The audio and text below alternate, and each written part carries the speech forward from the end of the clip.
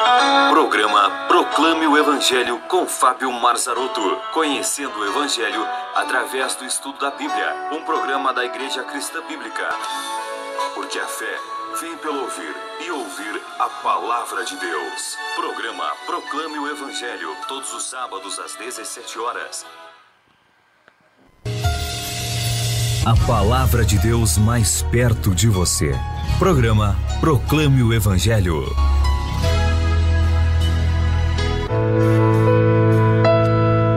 Agora, na Alternativa FM, ensinamento bíblico com o pastor Fábio Marzarotto.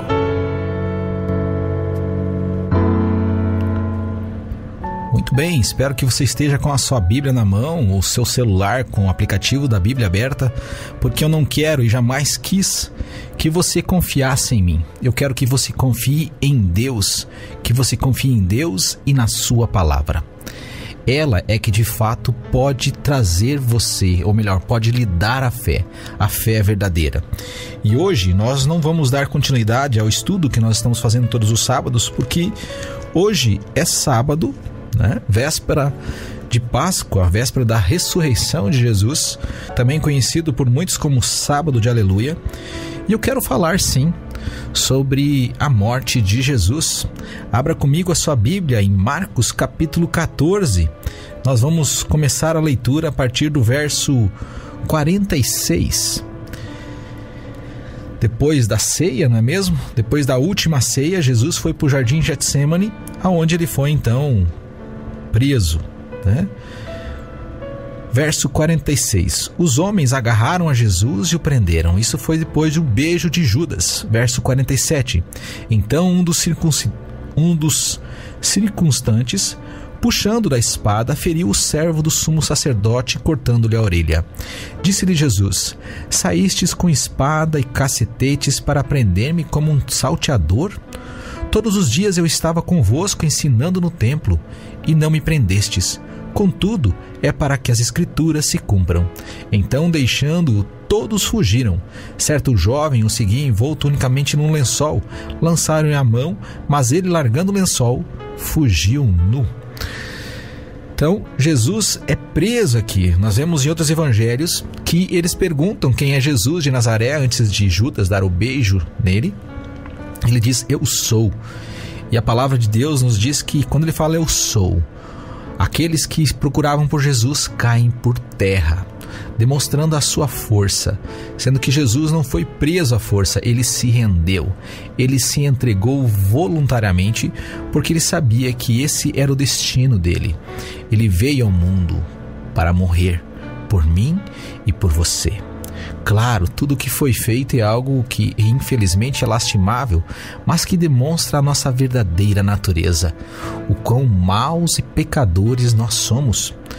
Verso 53 diz assim, levaram Jesus ao sumo sacerdote e ajuntaram-se todos os principais sacerdotes, os anciãos e os escribas.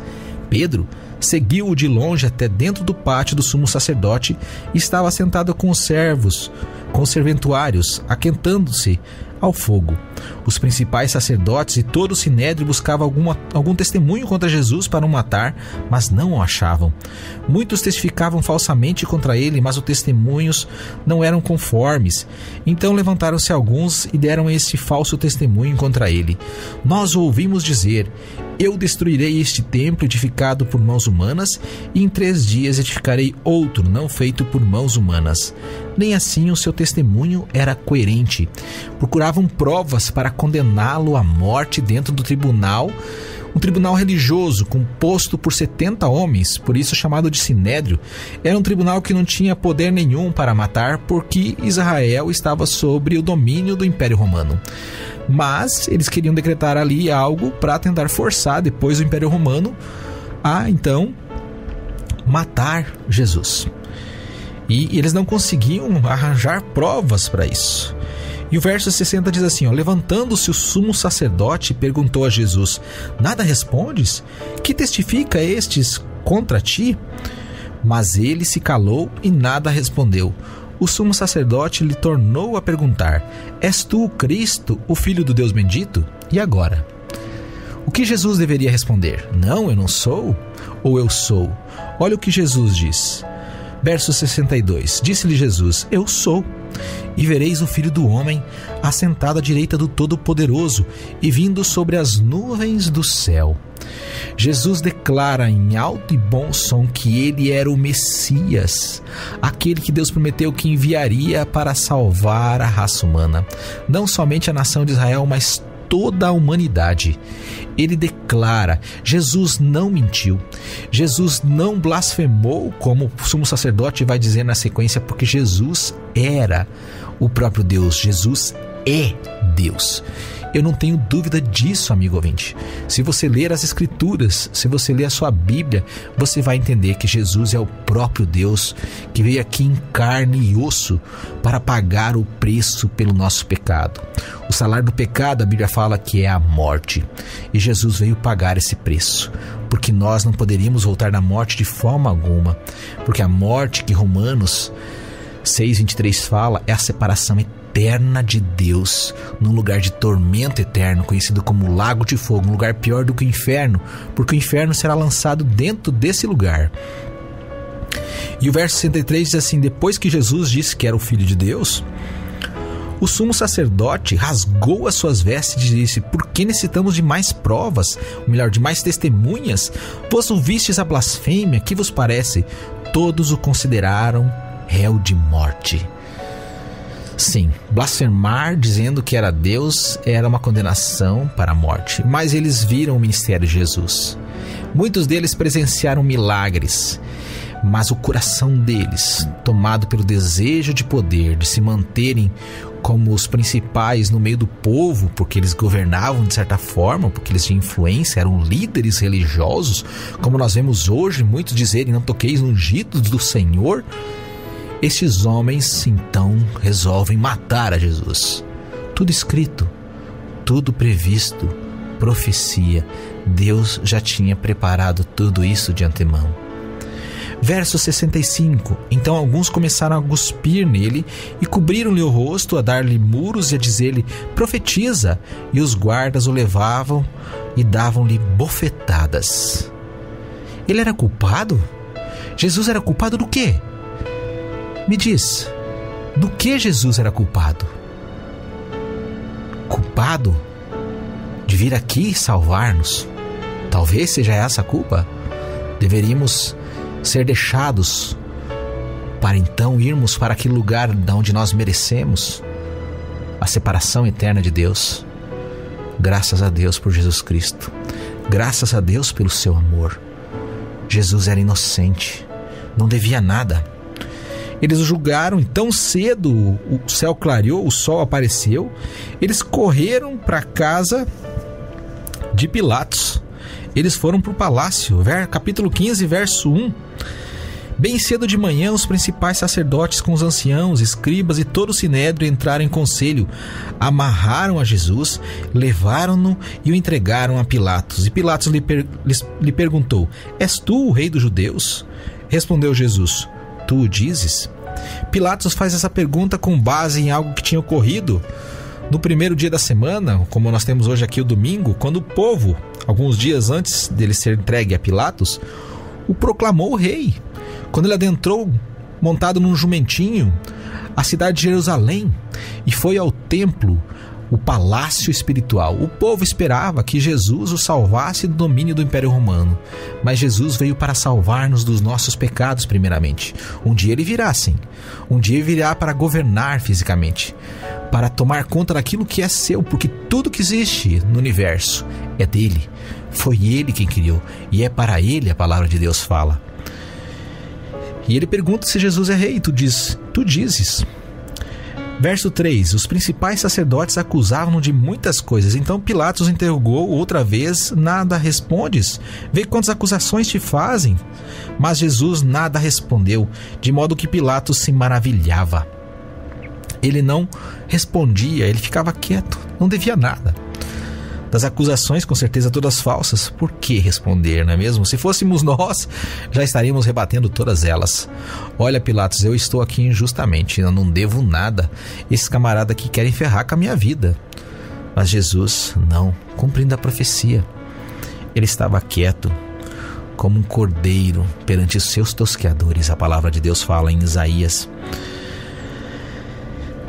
E aí Pilatos resolve fazer aquela brincadeira, né? De soltar um dos presos que eles sempre soltavam para agradar o povo na época da Páscoa. E ele pega o pior de todos os criminosos que ele tem lá. Verso 7. Havia um chamado Barrabás, preso com amotinadores, o qual tinha cometido um homicídio na revolta. Ele era um homicida, um assassino. E ele levou os dois diante da multidão. A multidão veio e começou a pedir que lhe fizessem como de costume. Perguntou-lhe Pilatos: quereis que vos solteis, que vos solte o rei dos judeus? Ele sabia que por inveja dos principais sacerdotes o havia entregado. Mas os principais sacerdotes incitaram a multidão no sentido de que Pilatos soltasse de preferência Barrabás. Pilatos perguntou-lhes: que farei, pois, com este que a quem chamais rei dos judeus? Gritaram eles: crucifica-o. O mesmo povo que tinha aclamado Jesus como rei sobre Israel, agora está dizendo: crucifica-o, mate-o.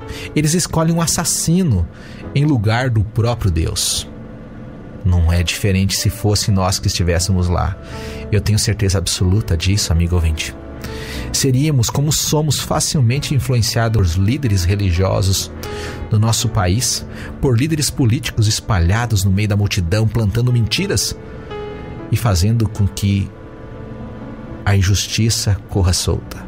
Mas claro, tudo isso aqui tinha um propósito maior, muito maior. Mas Pilatos perguntou para a multidão: que crime? Por quê? Que crime ele cometeu? Mas eles gritavam cada vez mais alto: crucifica-o, crucifica-o. Eles queriam ver Jesus morto. O desejo de uma multidão ingrata. Muitos deles viram milagres que Jesus fez. Com certeza algum deles comeram do pão que Jesus multiplicou, do peixe que ele multiplicou. Talvez ali tinham alguns que tiveram seus parentes curados de enfermidades, de cegueira, de lepra. Mas o que eles queriam? Que Jesus fosse morto. E era necessário que Jesus fosse morto. Jesus mesmo já tinha avisado os seus discípulos que isso aconteceria. E soltaram então a quem? Barrabás. Não bastasse isso, né? Quem você vai escolher? Jesus ou Barrabás, o assassino? Quem você vai escolher? Querendo satisfazer a multidão, ele mandou que Jesus fosse açoitado. E todos acredito que já ouviram falar ou assistiram aquele filme A Paixão de Cristo. Aquela cena dos açoites foi muito bem pesquisada e era aquilo mesmo que os romanos usavam. Chicotes com pontas de pedra, de ossos e garras de ferro, e quando batiam nas costas da pessoa, rasgavam a sua pele, a sua carne.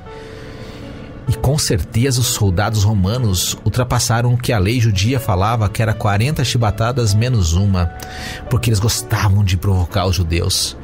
Eles odiavam os judeus porque os judeus eram um povo complicado para o Império Romano. Um povo que não se dobrava a César e que não adorava o imperador romano.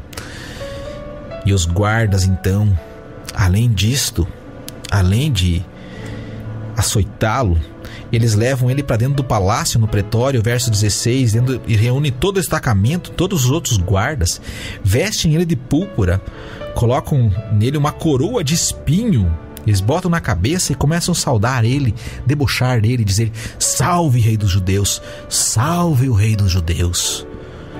E o que mais eles fizeram? O verso 19 diz que feriram-lhe a cabeça com um caniço, cuspiram nele, pondo-se de joelho, o adoravam. Outro evangelho diz que eles pegaram esse caniço e bateram na coroa de espinhos. Essa coroa nos lembra do que aconteceu com a terra quando Adão pecou. Por causa do pecado de Adão e Eva, a terra produziu espinhos e abrolhos. O espinho demonstrava que o pecado penetrando no crânio de Jesus, na sua cabeça, a coroa, sim, o rei, o nosso rei, o rei dos pecadores, o salvador de toda a humanidade. Ele carregou essa coroa para me salvar, para te salvar. Havendo escarnecido, Verso 20: despiram-lhe a púrpura e o vestiram com as suas próprias vestes, então o levaram para fora a fim de o crucificar. E aí no caminho eles obrigam um homem, porque Jesus apanhou tanto que ele não conseguiu carregar sua própria cruz. Um homem chamado Simão de Cirineu, pai de Alexandre e de Rufo, que passava por ali, e constrangeram ele a levar a cruz de Jesus até o Gólgota, que quer dizer lugar da caveira, morte. Era assim que os romanos faziam com todos os malfeitores. Crucificavam a entrada da cidade para dizer: olha, não venha aprontar aqui, que é desse jeito que você vai morrer.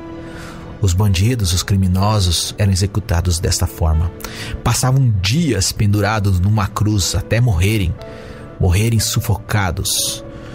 Jesus não passou todo esse tempo, devido à sua surra, e porque não era para ser dessa forma também. Verso 23: colocaram ele na cruz, pregaram ele, crucificaram ele, quiseram dar uma mistura para ele. No verso 23, então lhe ofereceram vinho misturado com mirra, mas ele não tomou. Isso era para tirar a consciência, era para deixar ele anestesiado e não sentir dor. Ele perderia a sua sobriedade se eu tomasse. Então eles pregaram ele na cruz, crucificaram ele, levantaram e repartiram as suas vestes, lançaram sorte sobre a única coisa que Jesus tinha, a sua túnica. Eles rasgaram algumas das suas vestes e essa túnica eles lançaram sorte, porque era uma túnica feita de uma peça só. E a Bíblia fala que era a hora terceira quando crucificaram. Sim, a hora terceira. Foi tudo muito rápido. Era 9 da manhã, amigo ouvinte, quando Jesus foi crucificado. 9 da manhã, ele foi preso mais ou menos à meia-noite. Ele foi julgado de madrugada, levado diante de Pôncio Pilatos provavelmente às 6 da manhã, e agora são 9 da manhã e ele está crucificado, levando sobre si a maldição dos nossos pecados. E em cima dele estava escrito que, o verso 26, a sua acusação, o rei dos judeus. Outro evangelho diz que estava escrito o rei dos judeus em latim, grego e aramaico, para que todos que passassem ali entendessem a acusação. Os escribas, os fariseus, os sacerdotes não gostaram disso. Eles queriam que dissesse que ele dizia que era o rei dos judeus, mas Pilatos não mudou a ideia dele. E ele estava crucificado no meio de 2 ladrões. Lucas capítulo 23, verso 34. Acompanhe comigo, verso 23, verso 34. Jesus é crucificado. Em vez de amaldiçoar os seus algozes, o que ele fala? Pai, perdoa-lhes, pois não sabem o que fazem. Repartindo as vestes dele, lançaram sorte. Jesus ora pedindo perdão por aqueles que o estavam matando, sejam eles os romanos ou os judeus, ou eu e você. Sim, eu fui responsável pela morte de Jesus. Não havia outra forma da raça humana ser salva. Antes de Jesus ser preso no jardim de Getsêmani, ele orou ao Pai e disse: Pai, afasta de mim esse cálice. Se há alguma outra maneira da raça humana ser salva, então que seja, mas que seja feita a sua vontade e não a minha. Não havia outra maneira. Jesus foi levado para receber sobre si o cálice da ira de Deus, destinado a mim e a você, amigo ouvinte. Ele foi lá. Ele viveu não só nesse momento que ele fez a nossa salvação, ele viveu uma vida perfeita. A salvação foi construída desde o dia que ele nasceu. Ele nunca pecou, nunca, senão ele não poderia morrer por nós. Jesus era o Cordeiro de Deus que tira o pecado do mundo. Ele era perfeito, ele era inocente, não devia nada. E no meio dos criminosos, o verso 39, um dos criminosos crucificado insultava, dizendo: se tu és o Cristo, salva-te a ti mesmo e a nós. 2 malfeitores, 2 ladrões. Alguns chamam de bom ladrão. Eu não conheço nenhum bom ladrão. Ladrão não é bom e acabou essa história. Mas os 2 estavam ali, Jesus no meio deles. Mas o outro repreendeu, o verso 40, dizendo: tu nem ainda temes a Deus, estando na mesma condenação? Nós, na verdade, com justiça, pois recebemos o que os nossos feitos mereciam, mas este nenhum mal fez. Veja, um dos ladrões reconhece os seus pecados. Isso é arrependimento. Ele diz: nós merecemos estar aqui, mas ele não merece. Ele é inocente. Nós somos culpados, mas ele é inocente. E ele não para por aí, amigo ouvinte. Então ele disse: Senhor, lembra-te de mim quando entrares no teu reino. Verso 43, olha a resposta de Jesus. Esse homem creu em Jesus como Salvador, como Senhor, como Messias, o próprio Deus encarnado. E olha o que Jesus diz para ele: em verdade te digo que hoje estarás comigo aonde? No paraíso. Jesus não disse amanhã, Jesus não disse talvez, Jesus não disse se você fizer isso, se fizer aquilo. Jesus disse: você estará comigo no paraíso. Jesus dá certeza a esse homem não se batizou, esse homem não seguiu todas as regras de fé. Esse homem apenas creu em Jesus. Se você crer em Jesus como seu Salvador, Ele está lhe dando certeza, não sou eu. Leia a palavra de Deus. Ele deu certeza a esse homem. Ele não fez mais nada. Na cruz esse homem foi salvo. Foi para o céu com Jesus. Mas nós insistimos em dizer que outras coisas salvam. Só Jesus Cristo é que pode salvar. Só Ele é que pode dar certeza de salvação. E Ele é Deus. Deus não brinca conosco. Deus dá segurança. Deus dá certeza de vida eterna. Ele não brinca como alguns homens brincam por aí, porque não conhecem a Deus. Triste de ver. Jesus deu a vida por você. Ele deu certeza a esse homem, Ele quer dar certeza a você. Creia nele. Ele disse que se você confiar nele, se você reconhecer seus pecados, se você reconhecer que não merece o céu de jeito nenhum, de maneira alguma, Ele disse que dá a vida eterna. Ele é Jesus. Ele falou, não fui eu. Ele disse a esse homem, a esse ladrão. Depois de um tempo ali naquela cruz, Jesus, Evangelho de João, lá pela 3ª hora da tarde, melhor, pela 6ª hora, né? 9ª hora, perdão, 3 horas da tarde, Evangelho de João, capítulo 19, verso 30, diz assim: quando Jesus recebeu, ele pediu vinagre. Quando Jesus recebeu o vinagre, ele disse: está consumado. E inclinando a cabeça, entregou o Espírito. Quando Jesus fala está consumado, amigo ouvinte, ele diz: está pago. Não há mais nada que eu e você precisamos fazer para nos salvar. Você não precisa fazer nada além de crer em Jesus. E isso não faz com que você faça um ato físico. É um ato de confiança, de entrega total, somente a Jesus, a mais ninguém. Ninguém, só Jesus.